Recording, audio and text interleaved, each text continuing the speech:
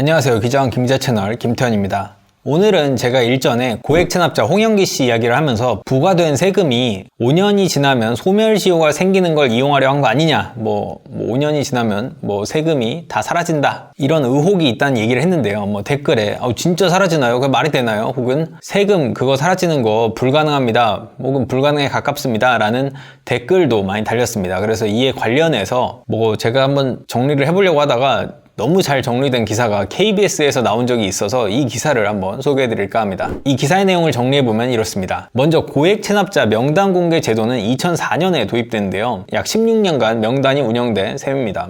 2004년부터 2020년까지 운영됐으니까. 근데 명단 공개 제도가 도입된 이후에 16년간 명단을 올랐던 사람들은 2020년 초까지 약 5만 명이었고, 이들의 체납액은 53조 9,543억 원이었다고 합니다. 이 가운데 12,591명, 체납액 16조 6,226억 원 상당히 명단에서 사라졌다고 하는데요.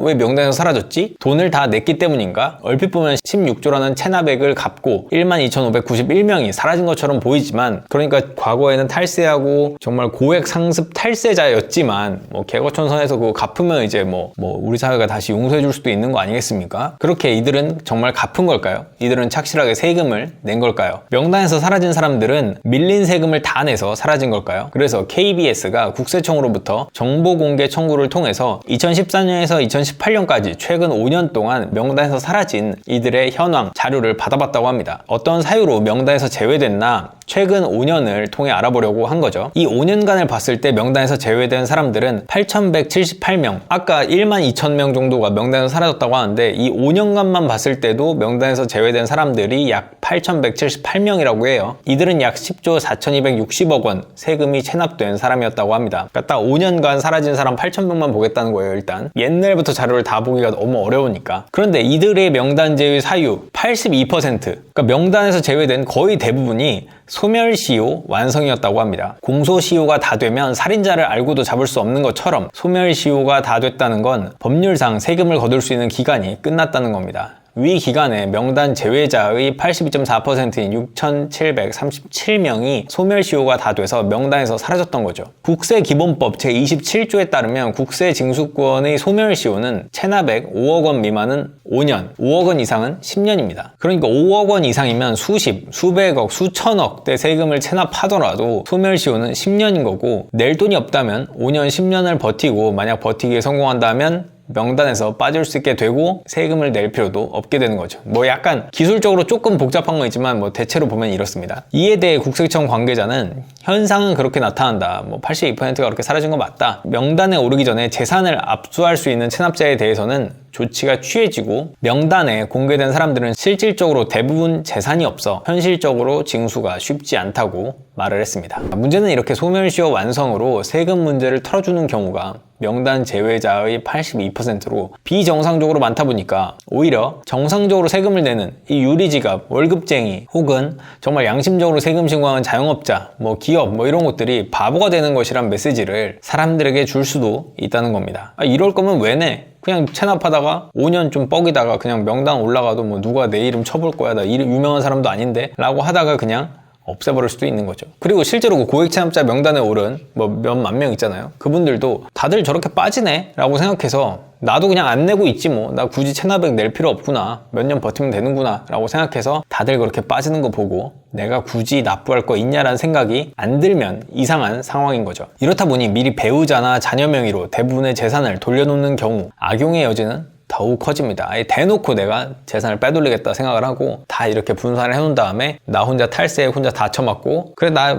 버티지 하고서 가족 재산으로 살면 그만이라는 거죠. 여기서 두 가지 문제를 지적할 수 있습니다. 첫 번째는 국세징수권의 소멸시효가 너무 짧은 것 아니냐는 지적입니다. 5년, 10년 이게 너무 짧죠. 공소시효가 짧다는 얘기가 나오는데, 그래서 일부 범죄에 대해서는 공소시효를 폐지했죠. 그런데 국세징수권, 그러니까 탈세된 액수의 소멸시효는 5억 미만의 5년입니다. 5억이면은 솔직히 일반적인 직장인들이 몇십 년 벌어야 되는 돈인데, 5억 이상만 안 되도록 관리를 한다면 5년 만에 무려 5억을 탈세한 것도 아무런 문제 없이 해결할 수 있는 셈이죠. 혹은 누구처럼 한 번에 납부하지 않고 찔끔찔끔 몇백만 원씩 입금하면서 5억 원만 넘지 않게 관리를 한다면 5년이면 다 사라지는 거죠. 수백, 수천억 원도 10년만 버티면 날릴 수 있는 셈입니다. 두 번째는 뭐 소멸시효가 짧다. 뭐 그건 일단 그렇다 치자. 그럼에도 불구하고 국세청이 소멸시효가 다 되기 전에 시효를 중단시키거나 정지시켜서 시간을 벌 수는 있다. 는 점을 생각해 볼 때 국세청이 뭘 한 거지? 라는 생각이 들지 않을 수 없습니다. 왜냐하면 82% 절대 다수가 그렇게 다 빠지고 있으니까요. 국세기본법 제28조에 따르면 압류나 독촉을 했을 때 시효가 중단되고 소송이 진행되는 동안도 시효가 중단됩니다. 즉 이렇게 시효를 중단시킬 수 있음에도 명단에서 빠지는 10명 중 8명이 소멸시효 완성이란 것을 봤을 때 국세청이 적극적 조치를 하고 있는 게 맞냐는 생각이 들지 않을 수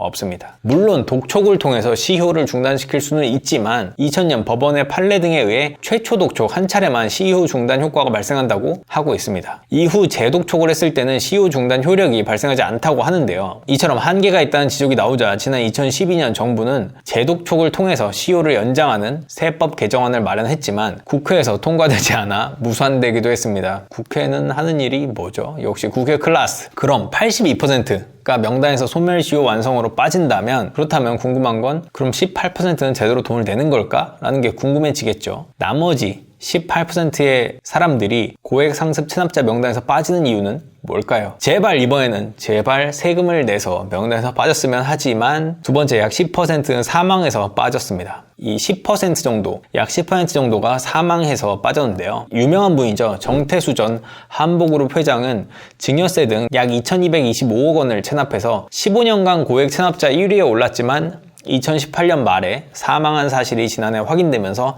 명단에서 삭제됐고요. 2019년 12월 숨진 김우중 전 대우그룹 회장도 양도소득세 등 국세 369억 원 가량을 체납해서 명단에 올랐지만 사망해 이튿날 명단에서 사라졌습니다. 물론 사망했다고 해서 체납액이 바로 사라지는 건 아니고요. 체납자 명단에서 그분이 사망했으니까 당연히 사라질 뿐입니다. 사망자의 상속인이 재산을 취득하게 되면은 체납액에 대한 납부 의무가 생기기 때문에 체납액도 뭐 물려줄 수 있는 거지만 뭐 이 정도 체납액을 과연 상속받을지는 의문이긴 합니다. 뭐 물론 그리고 더욱더 중요한 건 이 경우에도 상속을 받았다고 하더라도 소멸시효가 끝나면 상속인들도 세금을 낼 의무는 그럴 필요는 없습니다. 상습 체납자 명단에서 빠진 이유 드디어 3등 세금을 납부해서입니다. 그렇다면 드디어 전액을 납부하고 이제 새 사람이 됐구나 라고 생각하겠지만 물론 이것도 전액을 다 낸 경우가 아니라고 합니다. 현재 공개 기준은 체납액이 2억 원 이상일 때인데요. 체납액이 2억 원 아래로 떨어지면 명단에서 제외되기 때문에 명단에서 빠질 정도만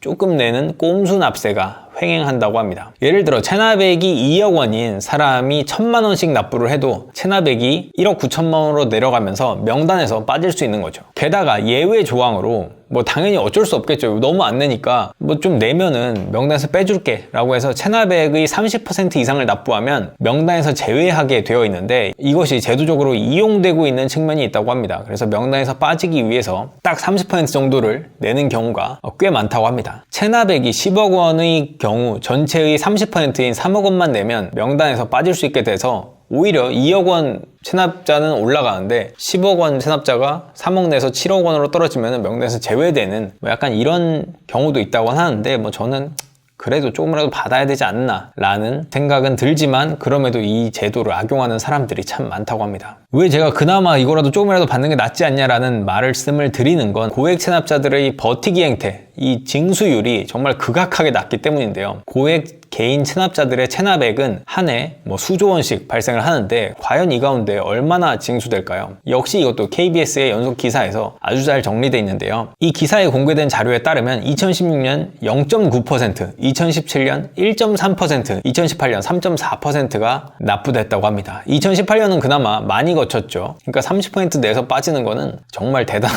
경우고 그러니까 그 제도를 유지할 수밖에 없는 상황인 거죠. 뭐 0.9% 거친 해도 있으니까요. 그런데 아마 2018년에 이렇게 갑자기 확 많이 거친 건 아마 이 해가 고액 상습 체납자 명단 공개가 확대가 되면서 아닐까 싶습니다. 뭐 명단 공개가 좀 싫어서 일부 아까 말했던 그 꼼수 납세를 하고 많은 경우가 있다는 거죠. 이와 관련해서 최진관 세무사란 분이 KBS 방송에서 사업 위기가 올 것을 예상했을 때 세금을 내지 않으려고 작정하고 미리 전략을 짜는 경우가 많다고 합니다. 그래서 체납자들이 차명 계좌 등을 이용해 재산을 빼돌리거나 현금 매출을 숨기는 경우가 많을 것으로 보인다고 말을 했습니다. 다시 원점으로 한번 돌아가 보죠. 고액 체납자 명단 공개를 하는 이유가 뭘까요? 국세청에서도 망신 주기와 신고 장려를 들고 있습니다. 그러니까 공개된 사람은 망신을 당하고 저 이름 있으니까 저 탈세범 은닉재산 있는데 뭐 이렇게 신고도 장려를 할 수 있게 되는 거죠. 그런데 망신을 당한 사람이 오히려 당당하다고 내가 잘못한 게 맞냐고 난 잘못한 게 없다고 큰 소리 치는 게 맞는 걸까 싶네요. 국가에서 이 제도를 만든 이유는 망신을 당하라고 있는 겁니다. 왜냐하면 명단 공개까지 되는 경우는